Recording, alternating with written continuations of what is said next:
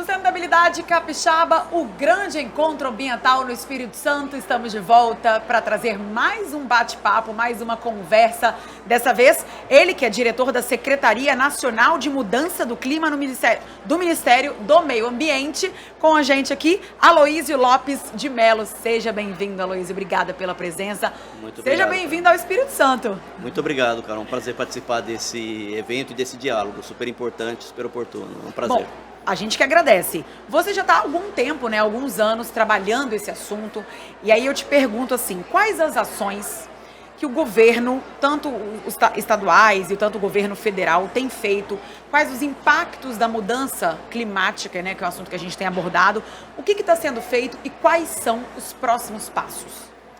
Tá legal, Carol. Acho que vou começar pelos impactos, Tá. porque às vezes a gente deixa esse tema para o final e ele é cada vez mais um tema importante. A ministra Marina sempre trata disso como estamos lidando com uma emergência climática, no sentido de que os processos de alteração do clima eles estão ocorrendo e muitas vezes com uma velocidade até maior do que previsto pelos cientistas que estudam isso já há décadas. Eles têm de ser muito cautelosos nas alterações que eles estão vendo e, no fim, a realidade está mostrando que a mudança do clima já acontece.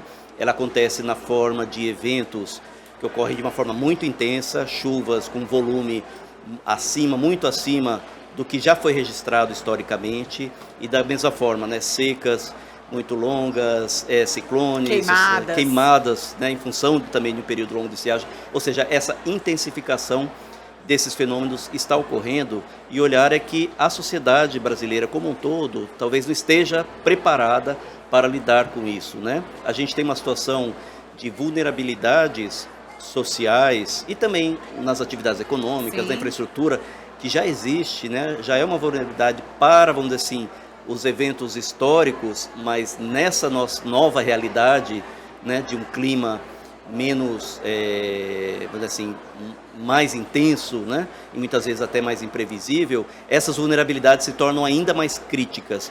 Então a emergência no sentido de que todos temos que atuar, e atuar logo para reduzir essas vulnerabilidades. As famílias que estão em áreas de risco, a infraestrutura urbana que não está preparada para esse volume de chuvas, às vezes a nossa infraestrutura de transportes e tal, que não previa que ia lidar com esses eventos. Então, todos os setores e todos os níveis do poder público e a sociedade como um todo tem que aprender a lidar com essa realidade para fazer com que os impactos sejam menos agressivos e relevantes. E a questão, o desafio é que justamente os setores mais vulneráveis são aqueles mais impactados, né? Ou seja, tem uma questão, né, como se fala, da justiça climática aí, né? De que a gente tem que fazer com que essas vulnerabilidades reduzam. Isso é uma agenda também social, também econômica de desenvolvimento. Para a gente trazer assim mais para perto da nossa realidade, para quem está acompanhando a gente, para a gente colocar mais dentro do nosso cotidiano,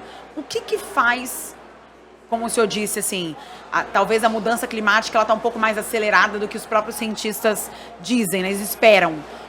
O que faz essa mudança climática ser alterada na nossa rotina? Quais são os nossos hábitos que talvez possam ser mudados? O que o governo tem feito para poder tentar reduzir isso? Sim, eu acho que esse desafio exige ações nos vários níveis e de todo mundo, né? Tem um nível macro, que é das políticas públicas e como Perfeito. a gente toca as atividades econômicas, mas tem também a ver com o nosso cotidiano em alguma medida. O que a gente né? faz, né? O meio de transporte, como a gente, né, utiliza. Às vezes, assim, o indivíduo, ele tem opções que ele pode fazer para ter, às vezes, um consumo, né, menos impactante, evitar determinadas atividades que são mais intensivas de carbono, um meio de transporte, combustível e tal. Nos seus hábitos de consumo e tal, mas ele também, por exemplo, uso de água, consumo de água, né? É uma realidade também que significa que a gente vai passar por períodos com escassez de água, às vezes mais frequentes, mais longos, ou seja, fazer uma boa gestão, bom uso da água, algo que a gente considerava que estava disponível permanentemente, é um tipo de atitude que o cidadão, todo cidadão tem que ter e que também os sistemas, né, o serviço de abastecimento tem que tomar. Então é esse tipo de ação, desafio.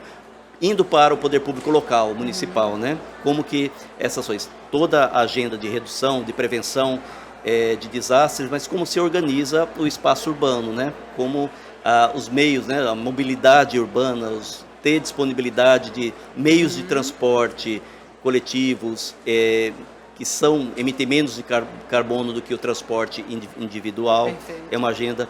As áreas verdes urbanas que ajudam a absorver o excesso de água, que ajudam a evitar as ondas de calor, né? Períodos de calor muito intenso em áreas que são totalmente impermeabilizadas, né? Eles têm impactos para a qualidade de vida, para a saúde. Então, Claro. ter espaço com áreas verdes e tal. Então, tem um conjunto de medidas que o poder público local pode e deve fazer para que a gente possa conviver com esse novo contexto da mudança do clima e também para evitar que a gente piore ainda mais a situação. Como é que ela piora? Se a gente continuar emitindo carbono, gás de efeito estufa na mesma intensidade que o que a gente faz isso historicamente. Isso tem que mudar. Qual é o maior desafio hoje? São muitos aí, né? Mas eu diria que lidar essa questão da emergência, de lidar com os impactos é um desafio. E essa questão talvez disso, da gente ter, do ponto de vista dos modos de produzir na economia, muito, no Brasil, muito já se avançou, até porque a nossa energia, eletricidade, ela já é bastante limpa comparada com o mundo, mas ter produtos, processos que usem menos carbono. Na agricultura, processos produtivos que absorvam, capturem carbono, mantenham na vegetação e tal, né?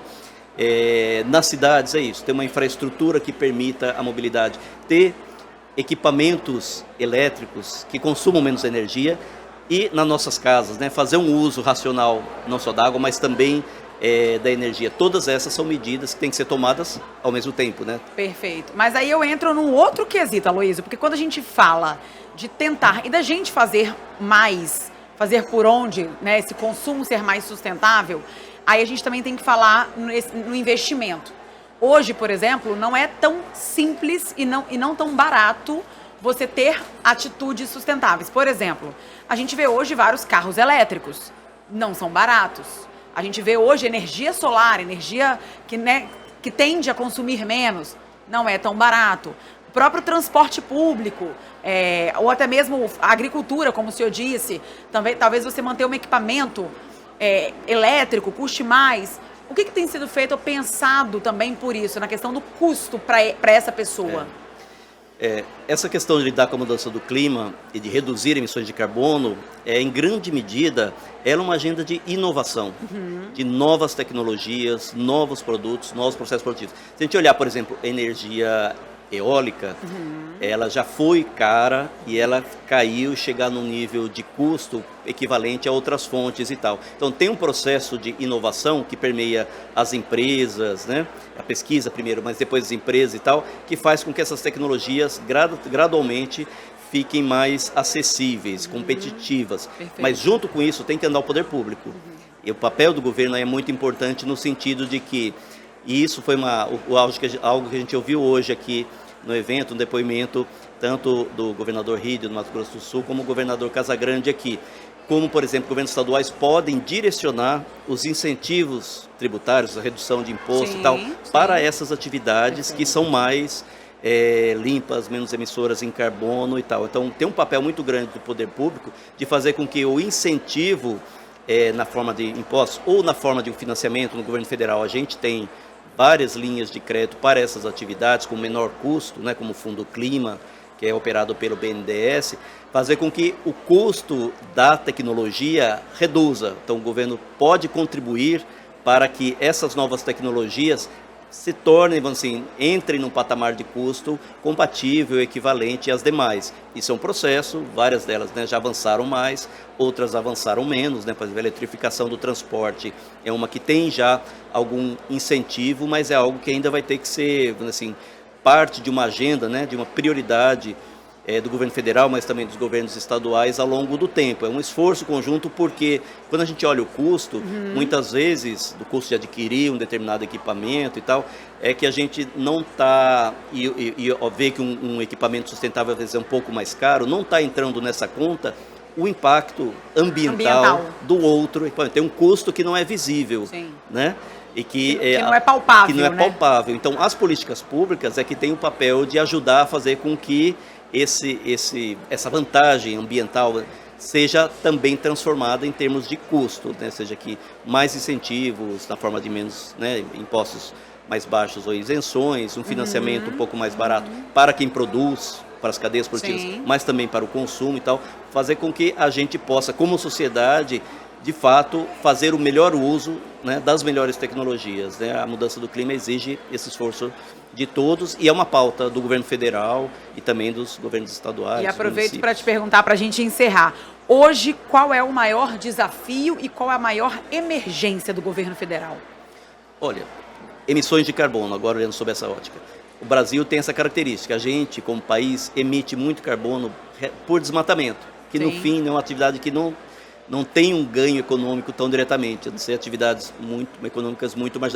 Reduzir desmatamento é uma urgência para que o Brasil, de fato, possa olhar para a agenda mais importante, que é reduzir emissões na economia, de fato, né? Nossa energia já é relativamente limpa comparado com os outros países, é possível avançar e tem muita inovação, né, na forma de gerar energia, né, eólicas offshore, tem o hidrogênio verde aí, na indústria, no uso da energia, na eficiência energética. Então, acho que, de um lado, como país, precisamos resolver a questão do desmatamento, e a meta é desmatamento zero até 2030, né? Perfeito. E, ao mesmo tempo, vamos dizer assim, fazer valer a vantagem comparativa que o Brasil tem em relação a outros países por ter uma energia mais limpa, por ter recursos naturais e que isso se traduza em produtos de baixo carbono, em serviços que possam ser oferecidos para o mundo. E o mundo está batendo a nossa porta querendo isso, né? Querendo que o Brasil disponibilize as suas soluções para o mundo como um todo. Tá todo mundo de olho, né? Todo mundo Todo de mundo olho esperando. e tal. E é um momento também, uma agenda de desafios, mas de muitas oportunidades, né? Então esse é um pouco o nosso olhar, né?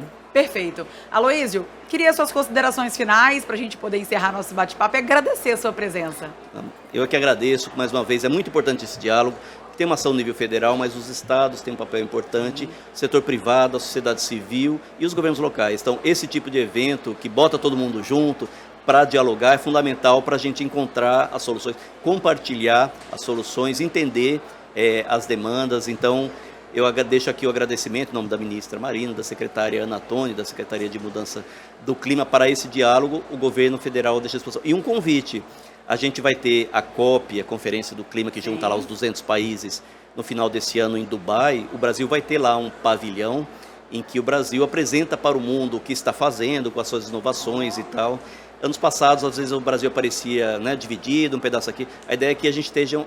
Esse ano vai ter um pavilhão do Brasil, para o Brasil mostrar para o mundo, governo federal, governos estaduais, municípios, setor privado, Tudo ONGs, feito, tudo né? que nós estamos fazendo, toda essa agenda de trabalho que é conjunta e é do país. É isso que o Brasil pode mostrar e é isso que o mundo quer ver. Então fica aqui esse convite para estarmos juntos. Final do ano. COP 28 em Dubai, novembro, dezembro, e preparando que o Brasil vai sediar esse grande evento em 2025. Então já iniciamos o processo de preparação. Já ficar de olho. Estaremos juntos lá também. Aloísio, obrigada pela sua presença. Mais uma vez, seja bem-vindo ao Espírito Santo. Obrigada por contribuir com o nosso evento também, com o seu conhecimento, em nome também da Secretaria de Meio Ambiente. Obrigada, viu? Muito obrigado. Recebemos aqui Aloísio Lopes de Mello, diretor da Secretaria Nacional de Mudança do Clima do Ministério do Meio Ambiente. Obrigada, viu, mais uma vez. Obrigado. Sustentabilidade Capixaba, o grande encontro ambiental no Espírito Santo. Eu volto já.